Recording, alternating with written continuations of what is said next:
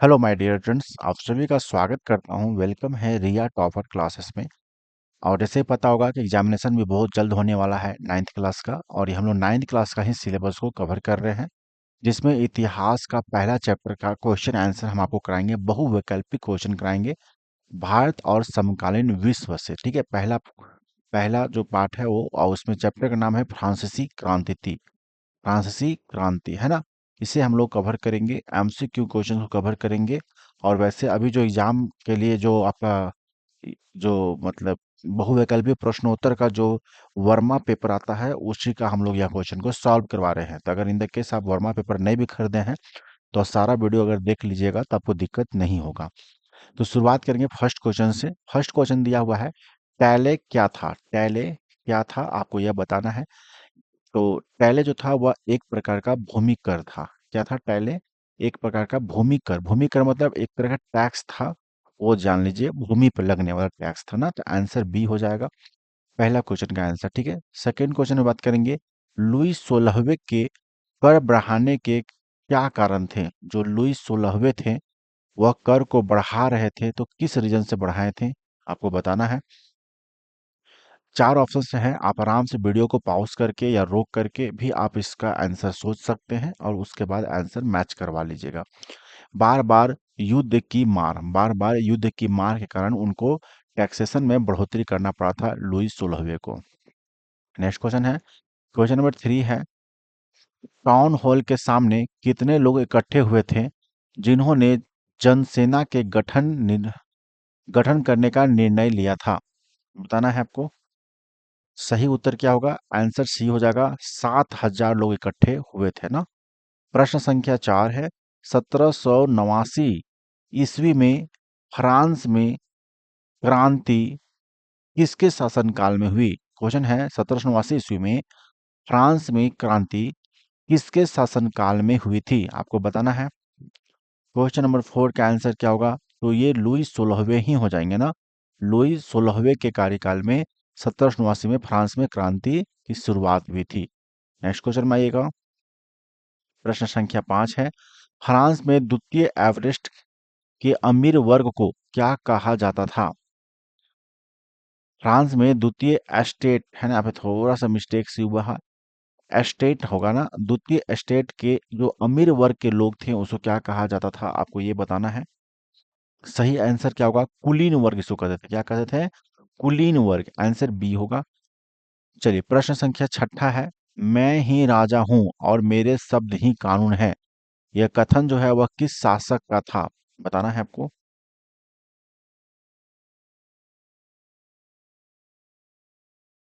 Question का answer होगा Louis 16वां हो जाएगा ना। यहाँ पे 16वां लिखा हुआ है, ये 10 हो गया। और यहाँ पे है ना, सॉरी, ये तो हो गया आपको 14। 14 हो जाएगा, क्योंकि अगर ऐसे होता तो 16वां होता ना। आंसर ए कीजिएगा, लुई 14 हो जाएगा ना। 10 1 और भी है ना, यानी कि 14 हो जाएगा। प्रश्न संख्या 7 है, 1774 ईस्वी में फ्रांस की गद्दी पर कौन आसीन हुआ। बताना है आपको कि 1774 ईस्वी में फ्रांस का जो गद्दी था उस पे कौन आसीन हुए थे। सही आंसर क्या हो जाएगा? सही आंसर हो जाएगा यहाँ पे लुईस 16 है ना। यहाँ पे देखिए 16 हो जाएगा। आंसर ए सी हो जाएगा। क्वेश्चन नंबर 18 है, लिब्रे क्या है। लिब्रे, लिब्रे क्या है। तो लिब्रे क्या था? लिब्रे है ना। लिब्रे जो था वो फ्रांस का एक तरह का मुद्रा है। आंसर ए हो जाएगा ना। एग्जामिनेशन में क्वेश्चन आएगा तो आपको बताना है फ्रांस क्या है ये। तो ये एक तरह का मुद्रा है। क्या है? मुद्रा है ना। क्या है? मुद्रा है। ठीक है, चलिए अगले प्रश्न में और बढ़ेंगे हम लोग। नेक्स्ट, सीधे राज्य को अदा किए जाने वाले कर को क्या कहते हैं। सीधे राज्य को अदा की जाने वाली जो कर होता है, टैक्स होता है, उसे क्या कहते हैं। टाइद कहते हैं, टाइल कहते हैं, सैन्य कर कहते हैं, इनमें से कोई नहीं। प्रश्न संख्या 9 है, आंसर यहाँ पे टाइल हो जाएगा ना, टाइल कहते हैं। प्रश्न संख्या 10 है, फ्रांसीसी क्रांति की शुरुआत किस शहर में हुई थी। फ्रांसीसी क्रांति का जो शुरुआत था वह कहाँ से हुआ था। निजी बात है, फ्रांसीसी क्रांति है तो फ्रांस में हुआ होगा। अब रोम जो है वो इटली में है, तो यहाँ तो होगा नहीं। ब्रिटेन में भी नहीं होगा। आंसर पेरिस हो जाएगा ना, पेरिस फ्रांस में है। आंसर सी हो जाएगा। नेक्स्ट क्वेश्चन है, मोर्स है ना, मार्सिले क्या है? मार्सिले क्या है? मार्सिले क्या है? देखिए सही आंसर होगा, फ्रांस का राष्ट्रीय गीत है ना मार्सिले। क्या है? फ्रांस का राष्ट्रीय गीत है मार्सिले, एकदम ध्यान रखिएगा। मेनर क्या था? मेनर, मेनर क्या था? मेनर क्या था? आंसर क्या होगा? आंसर होगा एस्टेट था ना। नेक्स्ट है, नेपोलियन बोनापार्ट कौन था? नेपोलियन बोनापार्ट जो है वह कौन था? नेपोलियन बोनापार्ट से आप परिचित होंगे, सारा चैप्टर पढ़ रखे होंगे तो आपको पता होगा। फ्रांस का सम्राट था नेपोलियन बोनापार्ट, है ना। बाकी बात अगर आप नहीं पढ़े हैं तो जो नेक्स्ट सेशन हमारा होगा उसमें हम लोग थ्योरेटिकल तरीका से पढ़ाएंगे, ठीक है।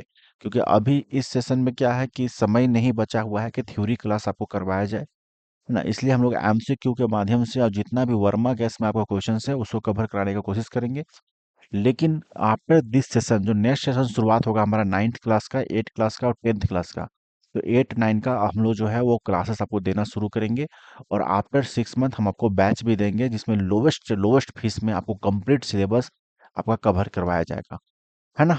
चलिए क्वेश्चन नंबर 14 है, ओल्पस, है ना, सॉरी, ओलंप, ओलंप दे गूज कौन थी? ओलंप दे गूज, है ना, ओलंप दे गूज कौन थी? बताना है, ओलंप दी गूज कौन थी? सही आंसर यहाँ पे एक तरह का क्रांतिकारी महिला हुआ करती थी ना। चलिए नेक्स्ट आइएगा हम लोग यहाँ पे, आतंक का राज्य किसने स्थापित किया? बताना है, आतंक का राज्य जो है वह किसने स्थापित किया था? तो ध्यान रखिएगा, इसका आंसर हो जाएगा, सही आंसर हो जाएगा ऑप्शन नंबर सी, रोबे स्पियर के द्वारा आतंक का राज्य को स्थापित की गई थी। ठीक है, आंसर सी होगा। क्वेश्चन नंबर 16 है, फ्रांसीसी क्रांति कब शुरू हुई थी? फ्रांसीसी क्रांति पढ़ ही रहे हैं, आपको बताना है इसकी शुरुआत कब हुई थी। तो 1789 में हुआ था, 1789 में 14 जुलाई को। आंसर ए हो जाएगा, 14 जुलाई 1789 ईस्वी को फ्रांसीसी क्रांति में शुरुआत हुई थी। क्वेश्चन नंबर 17 है, टाइद का अर्थ क्या होता है? टाइद, है ना, टाइद का अर्थ क्या होता है? आपको सोचना है क्या होगा। सामान्य कर है, ठीक है, उत्पाद कर है, धार्मिक कर है, तो ये एक तरह का धार्मिक कर है। आंसर सी हो जाएगा ना। नेक्स्ट क्वेश्चन नंबर 18 नंबर है, नेपोलियन का कोड के नाम से किसे जाना जाता है? नेपोलियन, है ना, नेपोलियन का कोड बताना है जल्दी से। नेपोलियन का कोड किसे कहते थे? तो कोड मतलब हो गया कानून कोड, है ना, यानी कि कानून संग्रह। आंसर ए हो जाएगा।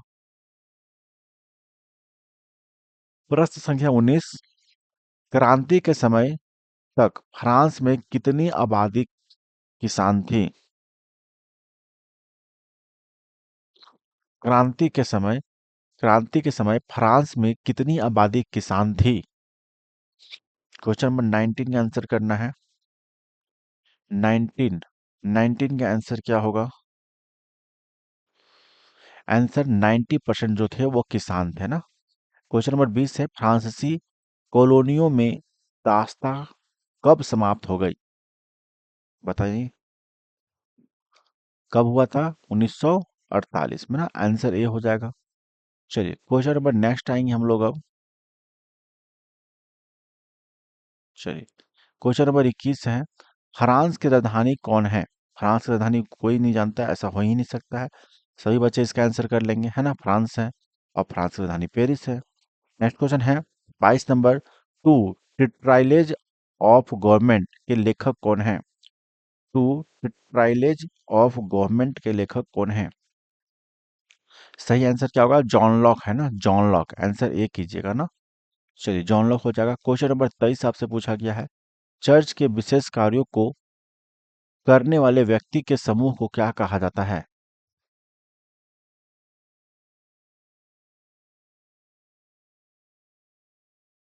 सही उत्तर होगा पादरी वर्ग कहते हैं ना। आंसर बी कर लीजिएगा, चर्च के विशेष कार्य को करने वाले व्यक्ति को क्या कहते हैं? पादरी वर्ग। नेक्स्ट क्वेश्चन में आइएगा, क्वेश्चन नंबर 24।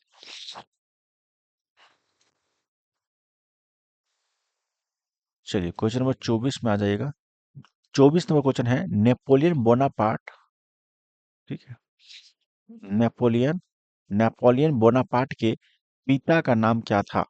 पिता का, पिता मतलब फादर, फादर का नाम है ना। इनका नाम था Carlo, Carlo Bonaparte. Answer B होगा, नेपोलियन बोनापार्ट के पिता का नाम कार्लो बोनापार्ट था। नेक्स्ट है बास्त, है ना, बास्तलीन, सॉरी क्या है, बास बास्तिल, बास्तिल है ना, बास्तिल पर कब हमला किया गया? बास्तिल, बास्तिल है ना, बास्तिल पे कब हमला की गई थी? 1789 में। कब की गई थी? 1789 में, है ना, बास्तिल पे। नेक्स्ट है राजेट दी लाइल, राजेट दी लाइल ने किस चर्चित गीत की रचना की है? बताइए। राजेट दी लाइल, थोड़ा सा नाम आपको आपको मिलेगा मार्सिले के द्वारा। 27 में क्वेश्चन है, फ्रांस की सबसे प्रसिद्ध महिला क्रांतिकारी कौन थी जिसे फांसी पर लटका दिया गया था? आंसर क्या होगा? कौन थे जिनको फांसी पर लटकाई गई थी? तो ओलंप दे गुंज को लटकाया गया था ना। आंसर क्या हो जाएगा? ओलंप दे गुंज को। क्वेश्चन नंबर 28 है, फ्रांसीसी समाज में सत्ता और सामाजिक हैसियत को अभिव्यक्त करने वाली श्रेणी को क्या कहा जाता है?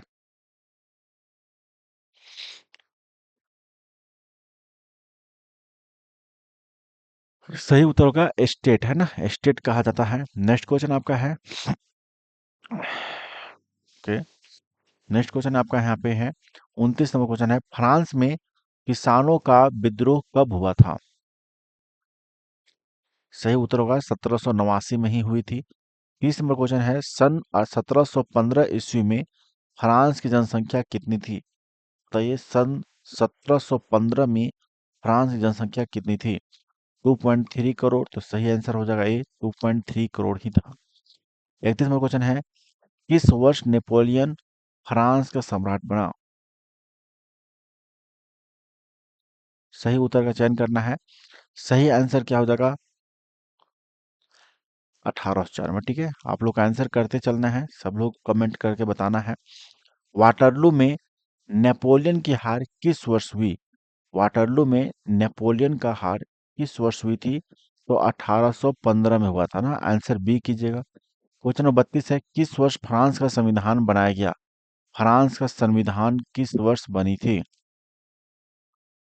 ऑप्शन आंसर करना है। सही उत्तर क्या हो जाएगा?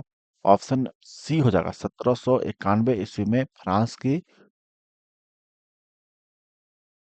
संविधान बना था ना, 1791 ईस्वी में। एकदम डेट याद रखिएगा। सारे क्वेश्चन जो है वो वर्मा बुक से लिया गया है, और यहाँ से आप लोग जानते होंगे एग्जाम से पहले सभी बच्चा लगभग लगभग जो वर्मा गैस पेपर होता है उसे लेते ही हैं, और उसी से क्वेश्चन हम लोग करवा रहे हैं। जो बच्चा नहीं ले पाए हैं, क्योंकि दाम भी ज्यादा खासा अच्छा खासा होता है, तो चिंता नहीं करना है, आप यहाँ से भी कवर कर सकते हैं।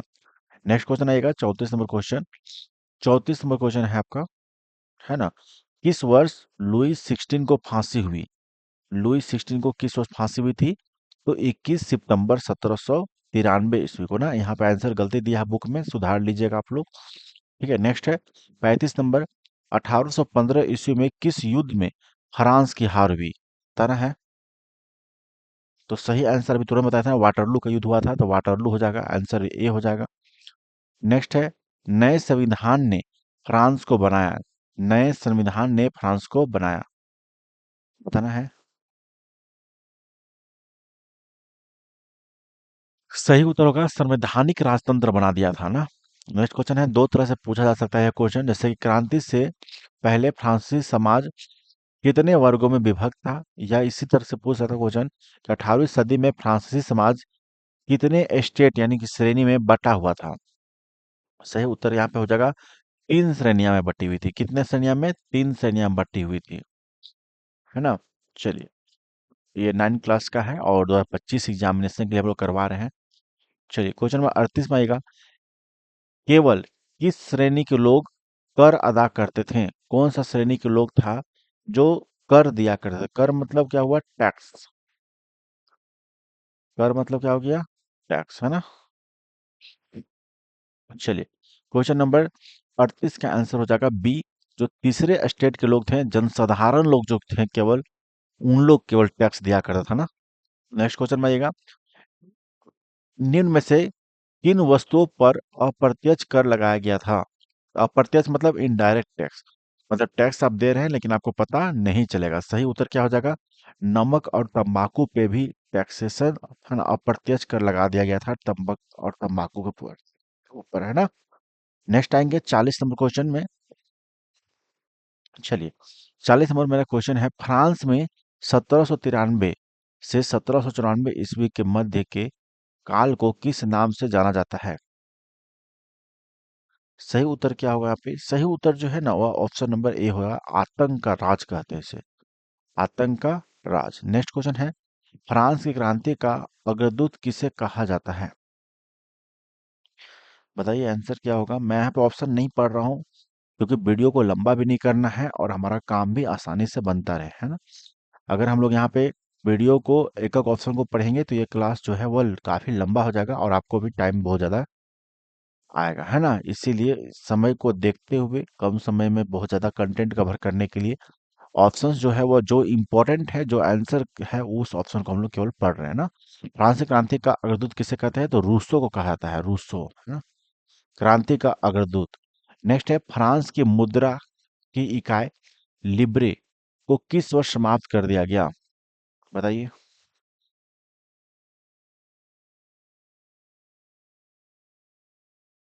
सही उत्तर होगा 1794 ईस्वी में समाप्त की गई थी ना। नेक्स्ट है, फ्रांस की पूरी आबादी का लगभग 90% कौन लोग थे? 90% लोग कौन थे? तो किसान थे ना, गरीब वर्ग के थे, किसान थे। नेक्स्ट है, 1748 ईस्वी में द स्पिरिट, 1748 में द स्पिरिट, ऐसे स्पिरिट बढ़ाएगा, the spirit of the laws की रचना कौन किए थे? 44 का आंसर क्या होगा? आंसर हो जाएगा मानते रस, है ना, स्क्यू, मानते स्क्यू यानी स्क्यू, है ना। तो ये आंसर इसका सही है। 45 में क्वेश्चन में आ जाइएगा। 45 में क्वेश्चन है, फ्रांसीसी उपनिवेशों में कौन सी प्रथा का उन्मूलन जैबो जैकोबिन शासक या शासन के क्रांतिकारी सामाजिक सुधारों में से एक था? सही उत्तर बताना है। तो सही आंसर यहाँ पे हो जाएगा दहेज प्रथा को लेकर के ना। फ्रांसीसी जन है ना उपनिवेशों में से कौन सी प्रथा है ना, दहेज प्रथा, है ना, उन्मूलन जैकोबिन शासक के क्रांतिकारी, है ना, शासन के क्रांतिकारी सामाजिक सुधारों में से एक था, तो दहेज प्रथा पे था, है ना। और एक और क्वेश्चन है 50 नंबर, जो यहाँ पे मेंशन नहीं है, मैं बताता हूँ।